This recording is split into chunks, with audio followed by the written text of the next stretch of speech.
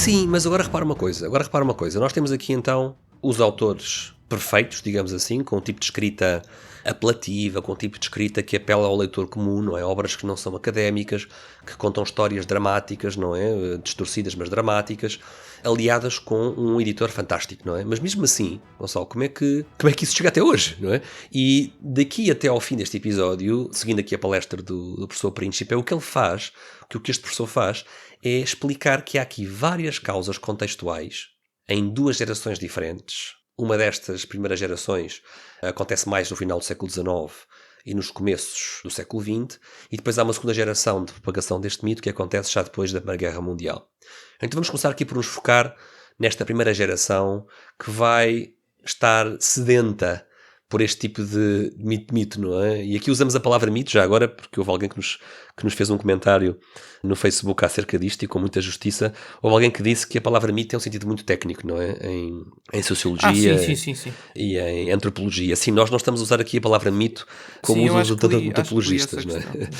É uma crítica muito justa. Estamos aqui a usar a palavra mito num sentido de ficção, de facto, de pseudo-facto que é recebido pelas pessoas como se fosse um facto, não é? É um bocado nesse significado. Há o sentido popular hoje em dia de que mito é uma coisa que é ficção, que não aconteceu, não é? Mas há aquela ideia que é o sentido em que usa, por exemplo, o Tolkien e o C.S. Lewis, não é? Eles usam mito num sentido completamente diferente. Portanto, antropológico, mais antropológico. Desse ponto de vista, é uma história ou é algo que diz algo muito profundo em relação ao ser humano, não é? Sim, não estamos a usar a palavra nesse sentido. Sim, e que acaba por, desse ponto de vista, ter acontecido ou não historicamente é um bocado indiferente em relação ao facto de ser um mito ou não. Por exemplo, as histórias dos deuses gregos antigos seriam mitos também, não é? Portanto, são histórias que dizem coisas profundas em relação ao ser humano.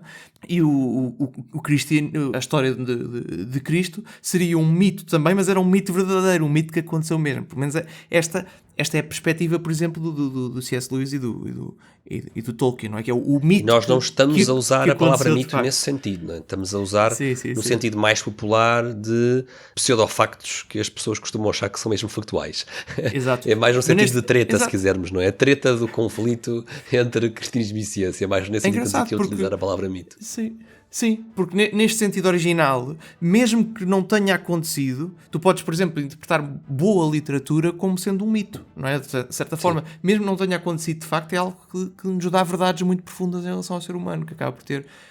Mas não tem esta conotação de, por facto de ser um mito, não aconteceu. E já agora... Tem mais a ver com isto. Para também esclarecer que o próprio professor Lawrence Príncipe, no título do seu vídeo, da sua palestra, intitula isto Origens do Mito. Portanto, Origens do Mito, do conflito da religião com a ciência. Portanto, ele próprio está a usar a palavra mito neste sentido moderno, contemporâneo, não é? De falsidade, não é? Ou de suposta verdade, mas que não é verdade, não é? É nesse sentido que estamos a usar a palavra mito. Mas então, fazer esta distinção é muito útil, porque é muito importante. Quando se lê autores de certas épocas, principalmente, e eu por acaso eu gosto mais desse sentido clássico do mito ser... O mito ser algo que nos dá verdades profundas. Acho interessantíssimo. E é impossível compreender certos autores se não soubermos que existe este sentido da palavra. Claro, estamos aqui a usar um neologismo. Não, mas estamos aqui a usar um neologismo, no fundo, não é? Estamos aqui a usar uma palavra que é uma palavra que mudou de significado recentemente. Não é que mudou, mas que ganhou um significado novo recentemente. Exato. Portanto, temos aqui a secção de linguística do Café Ciência e Fé. Exatamente, também isto claro.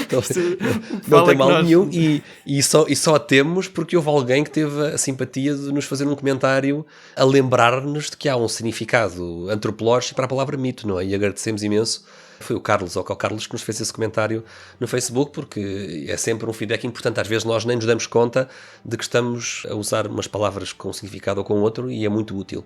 Por isso é que é sempre bom receber estes comentários de quem nos acompanha e de quem nos dá essas... Portanto, encorajamos toda a gente a deixar o seu feedback através dos comentários do YouTube Sim, não deixem de o fazer.